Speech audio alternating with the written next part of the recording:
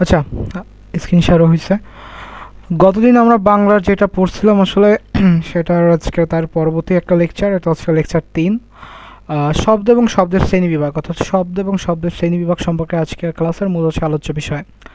দুই বা ততোধিক ধ্বনি বা বর্ণ একত্রে মিলিত হয়ে যদি কোনো বিশেষ অর্থ প্রকাশ করে তাকে শব্দ বলে। অর্থাৎ অবশ্যই আপনার শব্দ হইতে হলে তার একটা বিশেষ অর্থ বা তার একটা নির্দিষ্ট অর্থ থাকতে হবে, নাহলে কিন্তু আপনার শব্দ হবে না। বাচ্চারাও কিন্তু শব্দ করে, যে কত ধরনের আওয়াজ করে, আসলে এগুলা কি সব শব্দ না। যেটা আপনার একটা অর্থ আছে বা অর্থপূর্ণ আছে ওইটাই হচ্ছে শব্দ। বাক্যের ক্ষুদ্রতম একক হচ্ছে শব্দ। আচ্ছা, বাক্যের ক্ষুদ্রতম একক শব্দ, শব্দের ক্ষুদ্রতম একক কি বলতে পারবেন?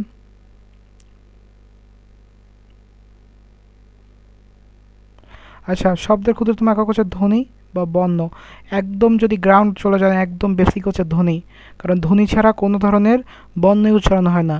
এবার ধ্বনি থেকে আসে আমাদের বর্ণ।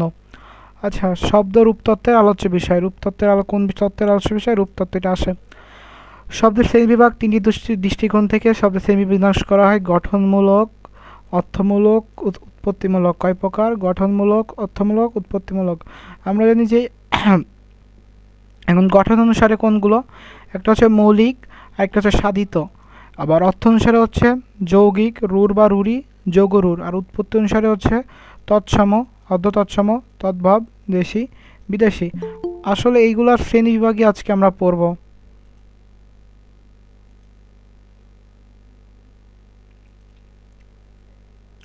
আচ্ছা, গঠনমূলক শ্রেণীবিভাগ হচ্ছে দুই প্রকার, একটা হচ্ছে মৌলিক শব্দ, একটা সাধিত শব্দ। গঠন বলতে বোঝানো হচ্ছে যে আসলে শব্দ গঠনের যে ধারা বা রীতি সেই অনুযায়ী। এরই যদি চলে আসি, মৌলিক শব্দ কি? যে শব্দকে বিশ্লেষণ করা যায় না বা ভেঙে আলাদা করা যায় না তাকে মৌলিক শব্দ বলে। যেমন মৌলিক শব্দগুলো হচ্ছে ভাষার মূল উপকরণ, যেমন হাত, এটা আপনি ভাঙবেন কি? বা নাক, এটা ভাঙার কোনো ধরনের উপায় আছে? কিন্তু যখনই আপনি যৌগিক শব্দ সাধিত শব্দ আসবে, যে ভাঙলে অর্থ শব্দ হয়, যেমন কি ঢাকায়, ঢাকা যোগ আই, চলন্ত, চল যোগান্ত, পরন্ত, পর যোগান্ত, দুবন্ত, দুব যোগান্ত, ভাই বোন, ভাই ও বোন।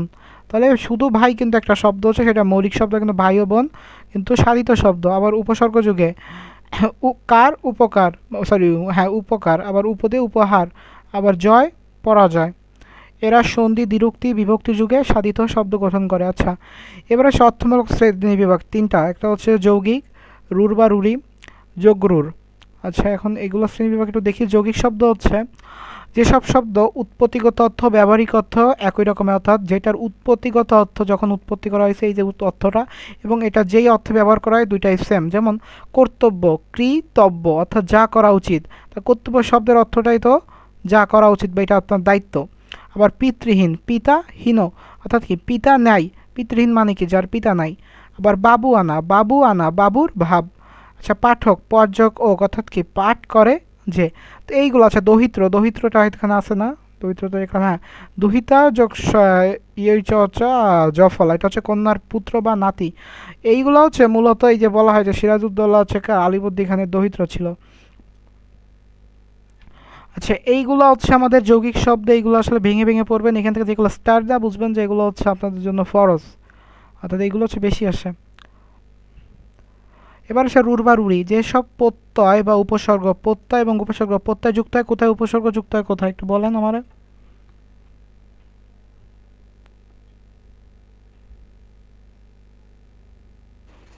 স্যার, উপসর্গ যুক্ত হয় শব্দের শেষে।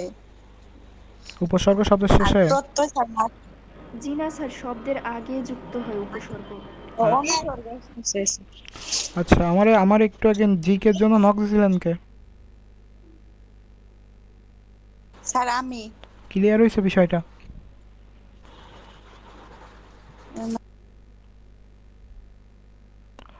আচ্ছা, তার মূল অর্থ হচ্ছে প্রকাশ না করে অন্য অর্থ প্রকাশ করা, অর্থাৎ কি আপনার প্রত্যয় যুক্ত হয়ে এটার অরিজিন যেটা ওইটা বাদ দিয়ে আপনার নতুন শব্দ যোগ করতে হয়। যেমন কি প্রবীণ, প্রবীণের এটা আছে প্রকৃষ্ট রূপে বীণ, অর্থাৎ কি এটা একটা সমাসও বলা যেতে পারে। তাহলে প্রকৃষ্ট রূপে বীণ, কিন্তু আসলে প্রবীণ বলতে বোঝাচ্ছে কি বয়স্ক লোক। আবার হস্তি, হস্ত আছে যার, এখন হস্তি দ্বারা তো আর হস্ত আছে যার বোঝায় না, হস্তি দ্বারা বোঝায় হচ্ছে হাতি। এবার আছে হচ্ছে আমাদের সন্দেশ, সন্দেশ বলতে কি বোঝাচ্ছে যে মূল বা ভালো খবর। সন্দেশ বোঝেন না, যে সন্দেশ নিয়ে আসো, গোপাল ভাঁড়ে দেখেন আপনারা। যেমন এটা আসলে আসলে মিষ্টান্ন, আবার গবেষণা গবেষণা অর্থাৎ গরু খোঁজা, কিন্তু আসলে এটা কি বর্তমান অর্থ হচ্ছে ব্যাপক অধ্যয়ন বা পর্যালোচনা। আর এইরকমই সকল জিনিসপত্র যা যা আছে এইগুলাই মেইনলি হচ্ছে যে আপনার প্রত্যেক উপশব্দ যোগ হয়ে আসলে মূল যে প্রকাশ এটা না করে অন্য একটা অর্থ প্রকাশ করতেছে, যে আপনাকে বোঝাচ্ছে এক কিন্তু ওর অর্থ আসতেছে আর এক। এটাই হচ্ছে আমার রুর বা রুরির মেইন কনসেপ্ট। আচ্ছা, এবার আসলে যে যোগরুর, যেসব শব্দ উৎপত্তির সময় বা সার্বিক বা সাধারণ অর্থ প্রকাশ করলেও সময়ের ব্যবধানে তা অর্থ সংকীর্ণ হয়ে পড়ে তাকে যোগরুল বলে। যেমন পঙ্কজ, পঙ্কে জন্মে যা, অর্থাৎ পানিতে অনেক কিছুই জন্মে, পঙ্ক মানে পানি, কিন্তু এখানে পঙ্কজ বলতে কেবলমাত্র পদ্ম ফুলকে বোঝায়। অর্থাৎ আপনার মেইন কনসেপ্ট অর্থাৎ এই হচ্ছে আপনার ধরেন একটা জিনিস আপনাকে পুরা রাস্তা ঘুরায় এনে বলতেছে এই হচ্ছে আরেকটা জিনিস, এটা হচ্ছে সেরকম কনসেপ্ট। আবার মন্দির, হ্যাঁ যে কোনো ঘরকে মন্দির বলে, কিন্তু মন্দির বলতে কি বোঝায় উপাসনালয়, অর্থাৎ মন্দিরের কথাটা বলছে মনের ভিতর থেকে যে আপনার একটা উপাসনালয়ের সৃষ্টি হচ্ছে, এটাই তো মন্দির। আপনার দেবী বা আপনার আরাধনা তো মন থেকে, সৃষ্টিকর্তার জন্য যে আপনার ভক্তি এটা তো মন থেকে আসে। আর নাস্তিকদেরও তো আপনার ধর্মীয় শিক্ষা দেওয়া হয় ছোটোবেলা হতে, কিন্তু ওরা বড় হয়ে নাস্তিক হয়ে যায় কেন? কারণ ওই যে ধর্মীয় শিক্ষাটা ওদের মনের ভিতর বাসা বাঁধতে পারে না, ওদের ভিতর থাকে না, যার ফলে ওরা কোনোটাই বিশ্বাস রাখতে পারে না। মহাযাত্রা যে কোনো ধরনের বড় যাত্রাকে বোঝায়। আচ্ছা, আবার মহাযাত্রা বলতে কিন্তু মৃতদেহ নিয়ে যাওয়া বোঝায়। এগুলো আর বাংলা ধর্মের বেশিরভাগ হচ্ছে একটু দেখবেন সনাতনী টাইপের শব্দ, আসলে এগুলোর অরিজিন হচ্ছে তাদের হাত ধরে, তো তো তাদের এইগুলো আরবি শব্দ যেরকম দেখবেন যে মুসলিম টাইপের একটা ভাইব আছে, বাংলা শব্দটা অন কাইন্ড অফ, যেহেতু এটা ওইটা ভাষা থেকে আসছে, সংস্কৃত ভাষা থেকে একটা রূপ, যার কারণে এই ভাইবগুলো একটু এখান থেকে পাচ্ছে। রাজপুত, রাজার পুত, আসলে রাজপুত বলতে একটা যোদ্ধা জাতীয় বোঝায়। রাজপুত জাতি খুব যোদ্ধা জাতীয় সম্রাট, একটু বলি এটা ব্যাখ্যা। সম্রাট আকবর যখন যাক, সম্রাট আকবর সামনে পড়াবানি তখন বলবানি, আসলে এটা থাকুক, সিনেমার ক্লাইম্যাক্স বলে দিলে ক্লাস করতে মজা পাবেন না রে, তখন নেক্সট ক্লাস আছে ওইটা। আচ্ছা, উৎপত্তি শ্রেণী বিভাগ, উৎপত্তি শ্রেণী বিভাগ হচ্ছে উৎপত্তি অনুসারে বাংলা ভাষা হচ্ছে 5 ভাগে ভাগ করে। তৎসম, তৎসম অর্থাৎ কি তার তার সমান না, এটার অর্থ কি পড়ছেন না আপনারা নবম দশম শ্রেণীর বাংলা বইতে? এইটা না, এইটা কোনটা? আচ্ছা, তৎসম, তৎসম বলতে বোঝা যাচ্ছে সংস্কৃত শব্দ। আচ্ছা, অর্ধ তৎসম অর্থাৎ সেমি। এবার তদ্ভব, তদ্ভব হচ্ছে আপনার খাঁটি বাংলা। দেশি তো দেশি, বিদেশি শব্দ বলতে তো যা যা আছে এইগুলো আসলে আপনার এই যে ভাষাগুলো, এইটা যদি আপনার শিখতে হয় সব থেকে আপনার বেস্ট হচ্ছে নবম দশম শ্রেণীর যে বইটা। আসলে আমার এখানে আছে কিনা দেখাইতে পারলে খুব ভালোই তো। স্ক্রিন তো দেখা যাচ্ছে তাই না? একজন একটু কথা স্যার বল। স্ক্রিন চলে গেছে। স্ক্রিন চলে গেছে, কাহিনী কি?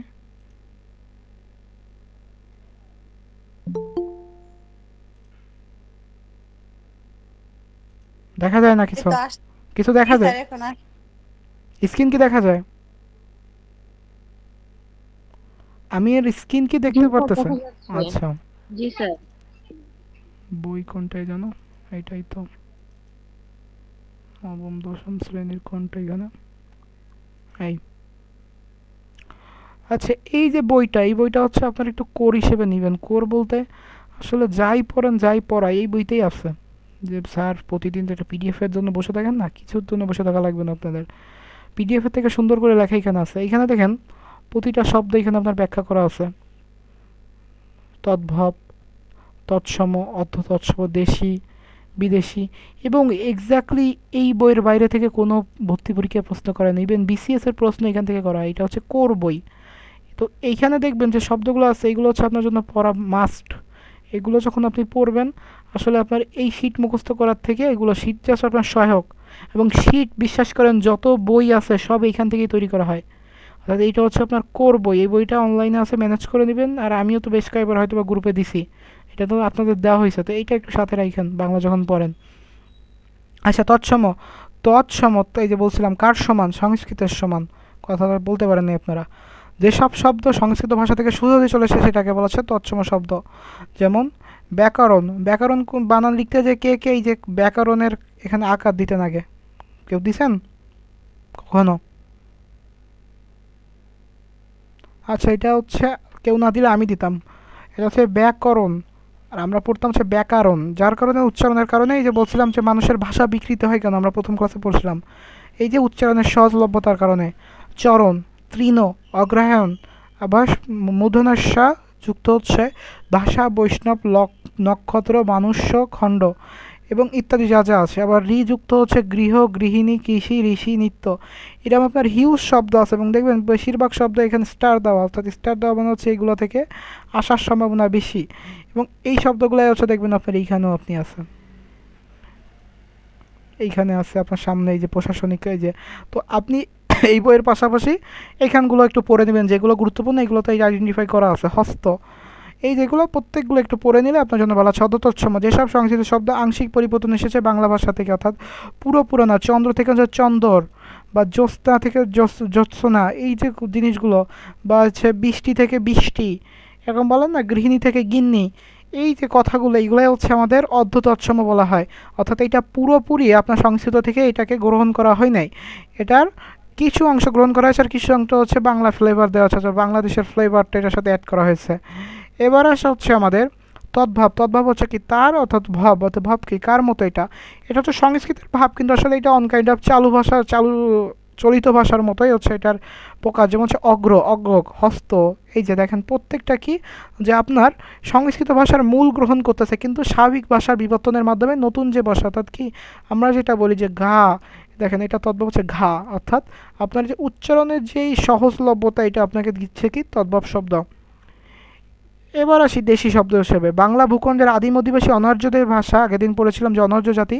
তো এইটাই যেমন হচ্ছে জীবজন্তু ধামা, কুলা, বাদুর, চিংড়ি, ঝাঁটা, ঢেকি, জাতা, পাতিল যা যা আছে, অর্থাৎ এইগুলো হচ্ছে আমাদের দেশি শব্দ। এবার মাছের নাম যেমন টেংরা, চেলা, পোনা।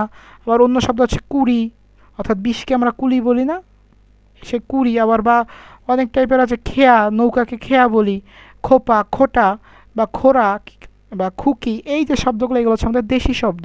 এবং দেশি শব্দগুলো এই যে এইখানে আপনার খুব সুন্দর করে দেওয়া আছে, কইগুলো এই যে দেশি শব্দগুলো যে কুলা, গঞ্জ, টঙ্গ, ডাব দেখে যা যা আছে এখানে খুব সুন্দর করে দেওয়া আছে। এবার আছে হচ্ছে বিদেশি শব্দ। বিদেশি শব্দগুলো কই, এই যে বিদেশি ভাষা থেকে যেসব শব্দ বাংলা ভাষায় স্থানান্তর করে সেগুলো হচ্ছে কি আরবি।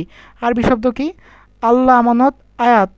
আবার আখিরাত, ইবাদাত, ইসলাম, ইমান, উজু, হজ, কালেমা, দাফন, এই যা যা আছে। এইটা যদি আপনি একটু সুন্দর করে দেখতে চান তাহলে আপনার এখানে আছে। এটা দেখেন আরবি ফার্সি আছে, দেন আল্লাহ, ইমান, উজু, কোরবানি, কোরআন, কিয়ামত, গোসল। অর্থাৎ ওই পিডিএফের থেকে এটার কোয়ালিটিও ভালো, আপনার জন্য পড়তে অসুবিধা হবে। তারপর এখান থেকে ধর্ম সংক্রান্ত আছে খোদা, গুনা, দোজক, নামাজ, পয়গম্বর, ফেরেস্তা, বেহেস্ত। অর্থাৎ এইগুলা আপনি যদি চান আপনি ছন্দ করে নিতে পারেন, এবং এর হিউজ ছন্দ আছে। আপনি একটু খোঁজ দিবেন অনলাইনে এই বিষয়ে, যদি ছন্দ পান তাহলে এই ছন্দগুলো তো মুখস্থ করবেন। হয়তো এই যে ইস্কাপন, টেক্কা, তুরুপ, রুইটন, অর্থাৎ এই যে পেজটা, এই 6 নম্বর পেজ থেকে আপনার অ্যাটলিস্ট একটা প্রশ্ন আসবে যদি আপনার শব্দ থেকে প্রশ্ন করে, এবং বিদেশি শব্দ থেকে অবশ্যই একটা প্রশ্ন হওয়ার সম্ভাবনা বেশি। কারণ যেহেতু 25টা এমসিকিউ কোথায় দিয়ে করবে, 25টা তো আপনার গ্রামার টপিক নাই, তাহলে আপনার কিছু জায়গা তো আছে যেগুলো ফিক্স, যেমন মুখস্থ অংশ। এবার হচ্ছে এই সব জায়গা ধরবে। তো এই পেজটা থেকে একটা প্রশ্ন আপনি পেতে পারেন, যদি না পান বুঝবেন যে আসলে ওই বছর প্রশ্নটা একটু হার্ড হয়েছে, কারণ এই সব জায়গা থেকে হচ্ছে আটকানোর চেষ্টা করে, আর এই সব জায়গা থেকে আবার সহজ প্রশ্ন করার চেষ্টা করে, কারণ এখানে এসে সবাই গুরুত্বপূর্ণ করে। কারণ এই আপনারা হয়তো বা একটা গল্প শুনছেন, যারা হেফজো পড়ে তাদের কিন্তু সূরা ফাতিহা খুব ভালো মুখস্থ। কেন? তারা ওই যে কোরআন পড়ে, কোরআন হেফজো শুরু করার পরে কিছুদিন যখন পড়ে আমি তো কোরআন ভুলে যাচ্ছি, আবার পড়া শুরু করে, ওই যে কী পড়ে সূরা ফাতিহা। আবার ওই যে পড়ছে সূরা ফাতিহা পড়ে, ধরেন পরের সূরা পড়ে কত দূর আগালো, আবার ছেড়ে দিল, এই তো আমি আবার ভুলে যাচ্ছি, আবার পড়ে। তো বাংলা বইটা এরকম, আপনি ধরে পড়েন কি প্রথম 4-5টা পেজ, তো এই যে আপনার সূরা ফাতিহা আপনি বারবার পড়তেছেন, স্যাররা জানে যে আপনি এটা পড়ছেন। যার ফলে এইটা থেকে যদি আপনার প্রশ্ন না করা হয় তাহলে বুঝবেন প্রশ্নের অবস্থা একটু আপনার পেঁচানো চাচ্ছে, বা আপনার টপিক একটু অ্যানালাইসিস করে অন্যদিকে নিয়ে যাচ্ছে। এবং এই সূরা ফাতিহা থেকে 1-2টা প্রশ্ন আসে, অর্থাৎ সূরা ফাতিহা বলতে হচ্ছে এইটা বোঝাচ্ছি আমি, যে আপনার বইয়ের মেইন প্রথম অধ্যায় হচ্ছে এইটা, এবং এই অধ্যায়ের প্রশ্ন আসার মতো পার্ট হচ্ছে এইটা। এবার আসে হচ্ছে আমরা পরেরটায় যাই, সেটা হচ্ছে ফার্সি শব্দ। ফার্সি শব্দ কি খোদা, গুনা, দোজক, নামাজ। অর্থাৎ ওইখানে আপনি পড়বেন, দেখেন প্রত্যেকটা শব্দ এইখানের একই শব্দ এবং এখানের সাথে মিল আছে। তো এই প্রত্যেকটা শব্দ পড়বেন। এবং ইংরেজি শব্দ আছে অফিস, কপি, আবদালি, ইঞ্জিন, কনস্টেবল, মাইল, যাটা আছে আপনার এখানে যা যা আছে প্রত্যেকটা জিনিস একটু পড়ে নেবেন। এবার আসে পর্তুগিজ। পর্তুগিজ হচ্ছে শব্দ রয়েছে 100 থেকে 110টি: আনারস, আতা, আলকাতরা, আলপিন, আলমারি, আচার, ইস্ত্রি, ইস্পাত, ইংরেজ, কেদারা, কামরা, কেরানি। অর্থাৎ এই যে শব্দগুলো আপনি জানেন যে আসলে এটা আপনার বাংলা ভাষার শব্দ, কিন্তু দেখেন আসলে এগুলো সব হচ্ছে বিদেশি শব্দ, এবং বিদেশি শব্দই বাংলাদেশের বাংলা শব্দকে আপনার অর্থাৎ কি গ্রাস করে নিয়েছে। এবার আছে এই শব্দ এইগুলো আছে যেরকম ওলন্দাজ, কাতুজ, কুপন, ক্যাফে, গ্যারাজ, ডিপো,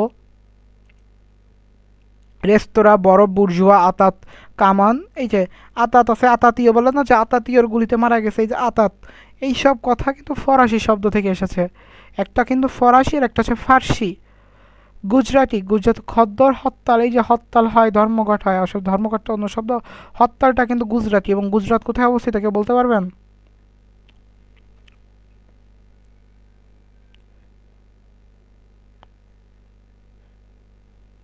কেউ একজন বলেন গুজরাট কোথায় অবস্থিত? হ্যাঁ হ্যাঁ, আপনারা জানেন না গুজরাট কই অবস্থিত? গুজরাট হচ্ছে আপনার প্রতিবেশী দেশ ভারতে অবস্থিত। তুর্কিদের শব্দ হচ্ছে কাবু, কুলি, কুর্নিশ, কোর্তা, কোরমা, কাচি, যা যা আছে। এবং এই যে যেগুলো তাকানো এইগুলো একটু দেখে নিয়েন। এই তো। এবার পাঞ্জাবি। পাঞ্জাবি হচ্ছে চাহিদা, শিখ। পাঞ্জাব হচ্ছে কিন্তু পাঞ্জাব দুইটা, একটা হচ্ছে পাকিস্তানের পাঞ্জাব, একটা হচ্ছে ভারতের পাঞ্জাব। তো এই জন্য ওভারঅল পাঞ্জাব করে দিছে এটা। চীনা শব্দ চা, চিনি, লুচি, লিচু, এলাচি, সাম্পান। বার্মিজ বা বার্মি শব্দ অর্থাৎ যেটা মিয়ানমারের শব্দ লুঙ্গি, ফুঙ্গি, প্যাগোডা। ইটালিয়ান শব্দ হচ্ছে কি সনেট, ফ্যাসিস্ট। এই দেখছেন ফ্যাসিস্ট শব্দটা তো আপনারা চেনেন, ফ্যাসিস্ট শব্দটা কিন্তু ইটালিয়ান শব্দ। মাফিয়া, ম্যাজেন্টা, পিস্তল, ম্যালেরিয়া, গ্যাজেট।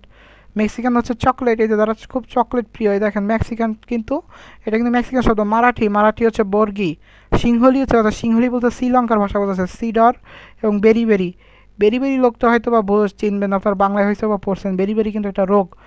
আচ্ছা এবার আছে হিন্দি। হিন্দি হচ্ছে মা, বাবা, খালা। এই দেখেন মা হচ্ছে কি তদ্ভব শব্দ, বাবা তুর্কি শব্দ, খালা আরবি শব্দ। এছাড়া অন্যান্য আছে যেমন আত্মীয় শব্দ, যেমন ভাই, বোন, মামা, ফুফু, এইগুলো সব হিন্দি শব্দ। কিন্তু আসলে এইগুলো হিন্দি অরিজিনাল হিন্দিরা কিন্তু ব্যবহার করে না। আচ্ছা তারিখবার্ষিক শব্দ পহেলা, দোসরা, তেসরা, চৌঠা, এগুলো কিন্তু হিন্দি। আমরা কিন্তু পহেলা, দোসরা এইভাবেই পড়ি। বিবিধ হচ্ছে রুটি, কাহিনী, খেলনা। ওরা খেলনাকে বলে খেলনা বা খিলোনা, এই টাইপের বলে হিন্দি শব্দ, কিন্তু অরিজিন অর্থাৎ কি বাংলা ভাষার সাথে মিশে এরকম হয়ে গেছে। এবার আছে জাপানি শব্দ ক্যারাটে, জুতো, রিক্সা। এরপর আছে সুনামি, হাসনাইনা, প্যাগোডা, হরিকরি। প্যাগোডা কিন্তু দুইটা ভাষার দেখতেছেন, এই একটা, আবার আমরা এইখানে প্যাগোডা দেখছি, বর্মিমা, বার্মিস। এবার আসে মিশ্র। হাট, বাজার। হাট হচ্ছে বাংলা, বাজার হচ্ছে ফার্সি। হেড মৌলবি, হেড ইংরেজি, ফার্সি। এবার এখানে হেড পণ্ডিত, ইংরেজি তৎসম, খ্রিস্টান, ইংরেজি তৎসম। তো এইগুলো হচ্ছে আমাদের মেইন মিশ্র শব্দ। তো মিশ্র শব্দ বলতে আপনার দুইটা ভাষার শব্দ অ্যাড হচ্ছে, এক হচ্ছে আপনার হয়তো বা বাংলা অ্যাড হবে, প্লাস হচ্ছে বাংলা, প্লাস আপনার অ্যাড হচ্ছে ধরেন ফার্সি, অথবা ইংরেজি প্লাস হচ্ছে আপনার উর্দু, অথবা আপনার এই বাংলা প্লাস তৎসম, বাংলা প্লাস হচ্ছে আপনার এখানে হিন্দি। এইভাবে হচ্ছে আপনার মিশ্র শব্দটা গঠন করা হতো। মিশ্র শব্দ হচ্ছে কোনো কোনো সময় দেশি ও বিদেশি শব্দের দ্বৈত সৃষ্টি হয়ে থাকে, তাকে হচ্ছে মিশ্র শব্দ বলা হয়। শেষ। হ্যাঁ হ্যাঁ, খুব ফাস্ট ক্লাস শেষ হচ্ছে। আচ্ছা ক্লাস যেহেতু শেষ হয়েছে আমরা একটু এইখান থেকে দেখি। এই বইটা তো সবার আছে তাই না? সবাইকে তো আমি দিছি। অ্যান্সার দেন, আপনার একটু কথা বলেন ক্লাসে। জি স্যার আছে। আচ্ছা এইটা পড়বেন কি করে, এই জিনিসটা থেকে প্রশ্ন হয়। আগের দিন বলার চেয়েছিলাম আসলে বলতে পারি না এই বইটার অভাবে। এটা হচ্ছে আপনারা এই যে শব্দগুলো দেখেন এগুলো আপনার ডেইলি লাইফে ইউজ করেন, যার ফলে এই জিনিসগুলো কিন্তু আপনার সহজে মনে থাকবে। কিন্তু আপনার বইতে দেওয়া আছে উল্টো, আপনার আগে কঠিন জিনিস পড়তে বলতেছে, এরপর আপনার এটা চরিত্ররূপ, আপনি এভাবে পড়লে কোনোদিন মনে রাখতে পারবেন না। আপনি করবেন হচ্ছে উল্টো, আপনি হচ্ছে এইভাবে যাবেন, অর্থাৎ মাথা, মস্তক, জুতো, জুতা, তুলো, তুলা। অর্থাৎ আপনি এটা যা হিসেবে আপনি চেনেন আগে সেটা বলবেন, আসলে তো আপনার চিনতে হবে শব্দটা কি। যেমন বন্য, বুনো। বুনো বললে কিন্তু আমরা সবাই চিনি বুনো শেয়াল, বা বুনো পশু বললে খুব সহজে। বন্য বললে কিন্তু আসলে একটা জিনিসটা কেমন লাগে, বা শুকনো, শুষ্ক, শুকনা, বা আপনার হলেন, হইলেন, এই জিনিসগুলো আপনার জন্য সহজে বোধগম্য হবে না। যার ফলে আপনি যদি আগে আপনার যেটা বোধগম্য হয় সেটা পড়ে তারপর আগান, তাহলে এটা আপনার জন্য খুবই ভালো হয়। আচ্ছা এবার আসি আমরা এইখানে দেখেন ওইখানের থেকে খুব ভালো করে দেওয়া আছে শব্দগুলো, এইগুলো একটু দেখে নিন। এবার এই যে শব্দগুলো, একটা কি ধর্ম, এই আরবি শব্দ দুই প্রকার, একটা হচ্ছে ধর্ম সংক্রান্ত শব্দ, আর একটা হচ্ছে আপনার প্রশাসনিক বা সাংস্কৃতিক শব্দ। তো ধর্ম সংক্রান্ত শব্দ কোনটা আর প্রশাসনিক শব্দ কোনটা এটা কিন্তু আমাদের পড়তে হবে। যেমন হচ্ছে কি ধর্ম সংক্রান্ত হচ্ছে আল্লাহ, ইসলাম, ইমান, এই যেগুলো আছে তো ধর্মীয় কাজ যেগুলো এইগুলো। আবার এখানে আরবি, আর আপনাদের তো হয়তো হ্যাঁ আরবি এবং এই যে অন্যান্য ভাষা আছে অর্থাৎ এই বলতে গেলে এই তুর্কি বা এই টাইপের ভাষার সাথে কিন্তু কিছু কিছু ভাষা মনে হয় আসলে এটা আরবি না। কিন্তু দেখেন কলম, কিতাব, কিসসা, খারিজ, মকবা, মুনসেফ, মোক্তার, এইগুলো আসলে কিন্তু আপনার আরবি শব্দ। আবার ফার্সি ভাষায় কিছু আছে দস্তখত, আপনার ম্যাথ, রসদ, এইগুলো কিন্তু সব ফার্সি শব্দ। আবার ইংরেজি কি আছে আফিম, এটাকে কি বলা হয় ইংলিশে দেখেন ওপিয়াম। আবার আমরা বলি কি অফিস, এটা অফিস। স্কুল, আবার আমরা কি স্কুল। বাক্স, বক্স। হাসপাতাল, হসপিটাল।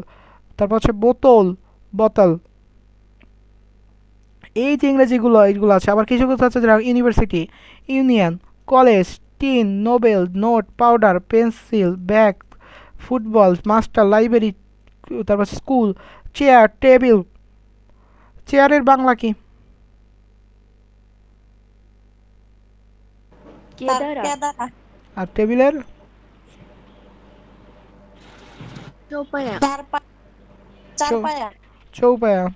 ও চৌপায়া আবার হ্যাঁ। আচ্ছা, গুজরাটি আছে খদ্দর, খদ্দর তো চাইলেন। পাঞ্জাবি হচ্ছে চাহিদা শিখ। তুর্কি চাকর, চাকু, তাকু, দরগা, এই যেগুলো আছে এগুলো তো মাত্রই বলছি। এবার আছে এখানে মিশ্র। আবার দেখেন কিছু পারিবেশিক শব্দ দেওয়া আছে। পারিবেশিক শব্দটা আসলে এখানে অ্যাড করা নেই। পারিবেশিক শব্দটা হচ্ছে আপনার অনকাইন্ড অফ মুখস্থ অংশের মতো পড়তে হবে। আসলে এটা আসে। যেমন অম্লজান, অক্সিজেন, উদোজান, হাইড্রোজেন, নথি, ফাইল, প্রশিক্ষণ, ট্রেনিং। তারপর হচ্ছে ব্যবস্থাপক, ম্যানেজার। তারপর হচ্ছে বেতার, রেডিও, মহাব্যবস্থা, জেনারেল ম্যানেজার, সচিব, সেক্রেটারি, স্নাতক, গ্র্যাজুয়েট, স্নাতকোত্তর, পোস্ট গ্র্যাজুয়েট, সমাপ্তি, ফাইনাল, সময়কি, পিরিয়ডিক্যাল, সমীকরণ, ইকুয়েশন। এই যে শব্দগুলো আছে এইগুলো হচ্ছে আপনার পারিবেশিক শব্দ। এবং পারিবেশিক শব্দ হচ্ছে যে মুখস্থ অংশের কথা বলি এখানে মূলত হচ্ছে আসে। তো এই ছিল আজকের ক্লাসগুলো খুব দ্রুত করছি আসলে। এখন ওই পাশের যে জিনিসগুলো আছে আমার, এইগুলো হচ্ছে জাস্ট আপনার প্র্যাকটিস। আমার হচ্ছে বুঝা দেওয়া, কারণ এগুলো তো আমি ধরে ধরে পড়ানোর আমার কিছু নেই। আপনি জাস্ট প্র্যাকটিস করবেন।